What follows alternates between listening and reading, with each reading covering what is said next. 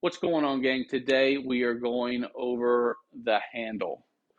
We've already covered the setup, setting up the rower for your height, your size, your foot size, all of that good stuff. The next we covered the seat, how to sit on the seat properly and get the full stroke. The next thing was your feet, how to play with the foot position in order to get the best connection and the best leg drive for you, your shoe size. The next thing we're talking about here is the handle. And the handle seems really simple. You just grab it and go, right? If you grab the handle wrong and do 100 strokes, you are setting yourself up for blisters, for grip fatigue. You're also setting yourself up for an early arm bend, which decreases the amount of power that you can actually put into the rower. A death grip, which can tax not only your grip, but your forearms and your shoulders, and also can contribute to an early arm bend. We're going to hit all of those today. Stick around. I've had some questions on why I have orange Velcro and an orange ribbon on my rower. We are going to cover that. Stick around, and we're going to hit all those topics today. Let's head to the rower. All right, gang, so we're not even going to start on the rower with this conversation. We're actually going to start with a kettlebell, but it really carries over to the rower, the pull-up bar, deadlifts, so the barbell, dumbbells, all of that. One of the things that I really try to do when I grab the handle of the rower is think knuckles away. Knuckles away is going to be one of the strongest positions you have without a lot of thought. So if you think about a farmer's carry, this is a very good way to have a strong hand position without taxing the hand a whole lot. So we're going to set that down, and let's transfer to the rower. Now let's talk about the grip. Again, if you death grip the handle, you are really setting yourself up for some bad habits. You're going to put a lot of stress on your forearms and on your shoulders being real tense like that. So when you get on the rower, go ahead and strap in. You want to go ahead and grab the handle, again, knuckles away, and go ahead and wrap your thumb around. That's going to be the safest place. Also, you want to be very wide. So I've seen people row like this. I guess they feel more stable. You really want it to be wide. And think about this. So if you were to push something away from you and come in very naturally, that is where you want the rowing handle to hit you. So not down here, not up here, whatever is natural for you. And having a good knuckles away, loose grip on the handle is going to set you up for that. So that you can push away, bring it in to exactly where it feels natural to you, release, rock over, and continue that stroke. Even when your hands get sweaty, this is going to be good. And if you notice, my knuckles are away.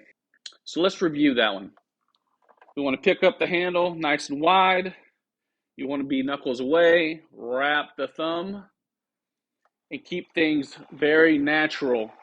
Because remember, you're going to be doing hundreds of strokes.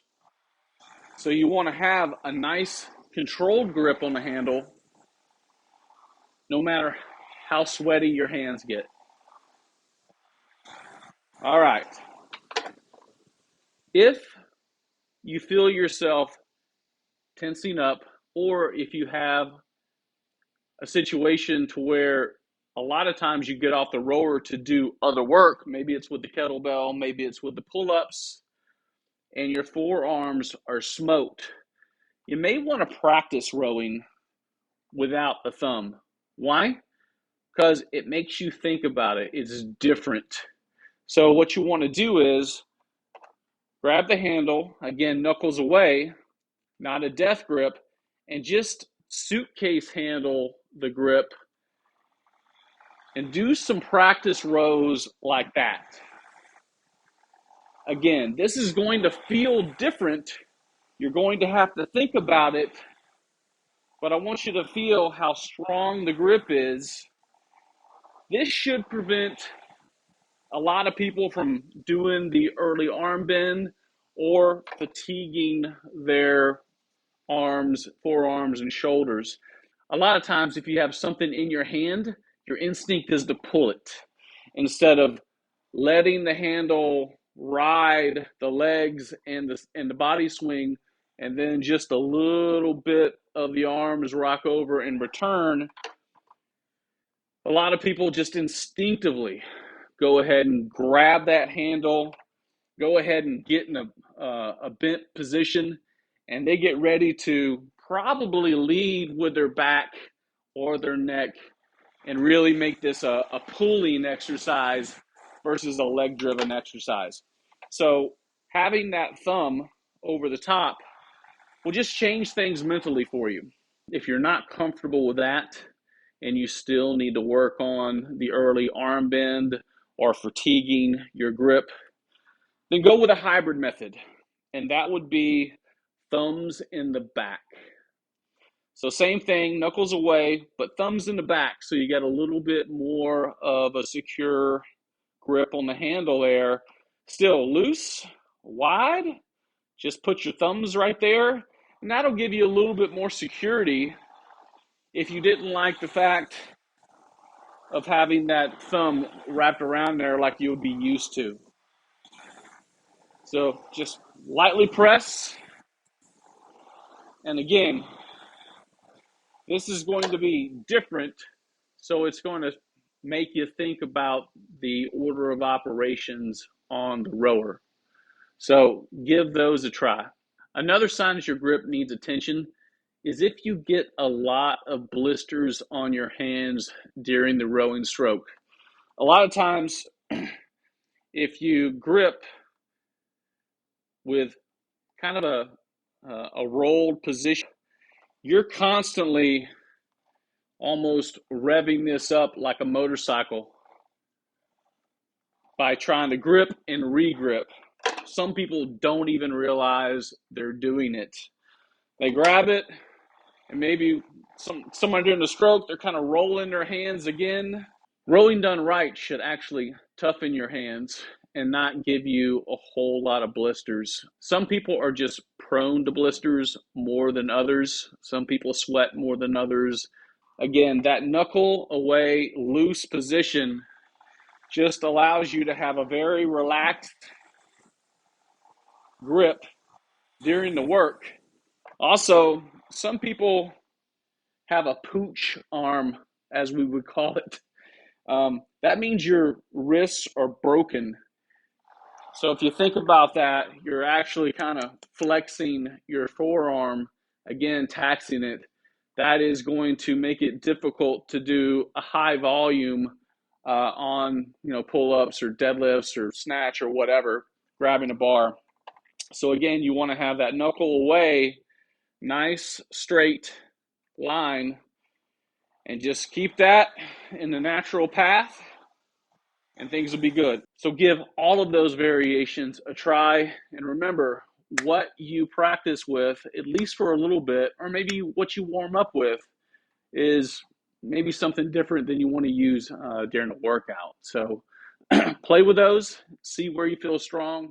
All right, gang, so a couple people have asked me about the orange ribbon and the orange Velcro on Instagram. I do have a video that's called Visual Aids. Years ago, I was dropping my hands really bad on the rowing stroke, especially on long rows.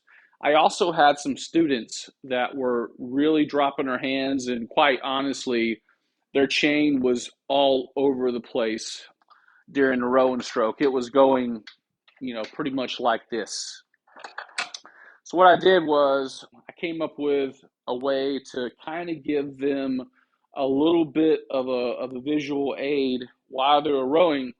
And the premise is, I know that when these two things meet, for me, for my height, for my arm length, for my body and torso length, and a perfect catch.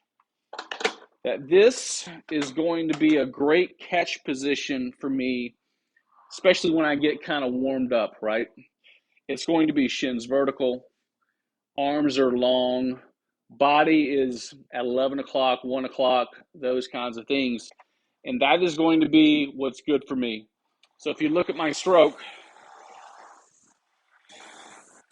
I am keeping the chain path in line with that orange Velcro.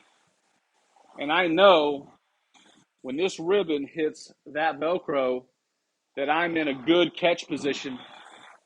I'm not collapsing. Now, sometimes on a faster row,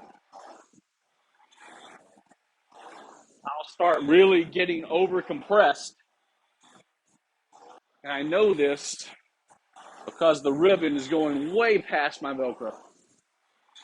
Same thing on the opposite end. If I start getting tired and doing a, 90% slide or whatever, and I'm doing like this, and I'm just worn out, I know that my stroke length in either erg zone or erg data will tell me I'm probably under a 1.0.